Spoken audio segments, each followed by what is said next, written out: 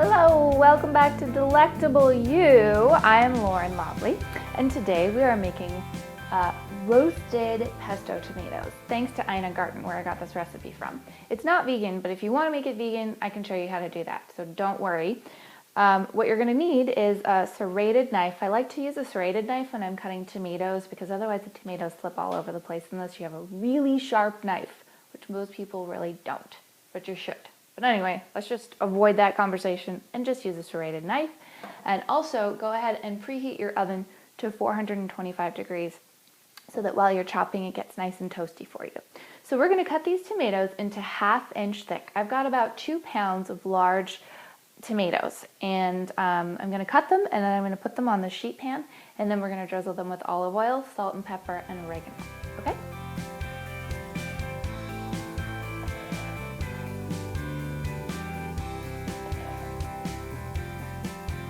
Okay, so I've just chopped up the last of my tomatoes, and now what I want to do is sprinkle them with 2 to 3 tablespoons of olive oil and about a teaspoon to a teaspoon and a half of salt, a teaspoon of pepper, and about 2 teaspoons of oregano. You can use oregano or dried sage or dried thyme or any spice that really gets you going. So that's the first step, and then we're going to put it in the oven for 10 minutes and let them roast. And then we'll go to step 2, which involves Parmesan cheese and pesto.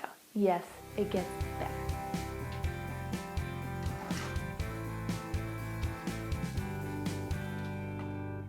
Okay, so it's been 10 minutes and the tomatoes are having a party in the oven. And we're gonna take them out of here and go on to step 2, which is the final step in this game. We are going to spoon some pesto on top of the tomatoes, and then we're going to sprinkle it with Parmesan cheese. Now this pesto I actually made a few weeks ago and I froze it. So just a little quick tip, if you've got basil that's going bad in the fridge, make some pesto and put it in the freezer and freeze it, and then when you have tomatoes to make, or you want to make pasta with pesto or pizza with pesto or anything with pesto, because pesto is good on everything except maybe chocolate, you'll have it in the freezer ready to go. I will give you the recipe below this video for this pesto, but you can also get it from the store. So let's just spoon on a little bit onto each tomato, just about like that. And then I'm going to top it with Parmesan cheese.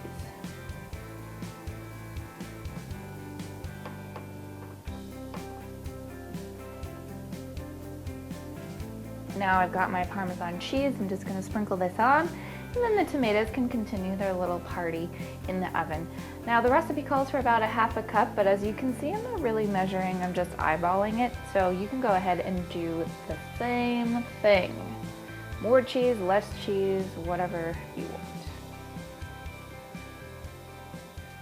All right, back into the oven it goes, but remember, it's still hot because it was in there for 10 minutes at 425. So if you grab this thing without your oven mitt, you're gonna burn your hand, and that is not good, and I don't want you to do that. So, back in the oven, have a fun party, you guys. 7 to 10 minutes, and you will have deliciousness with tomatoes and pesto. Okay, tomatoes, party is over. At least the oven part. Ooh, yeah.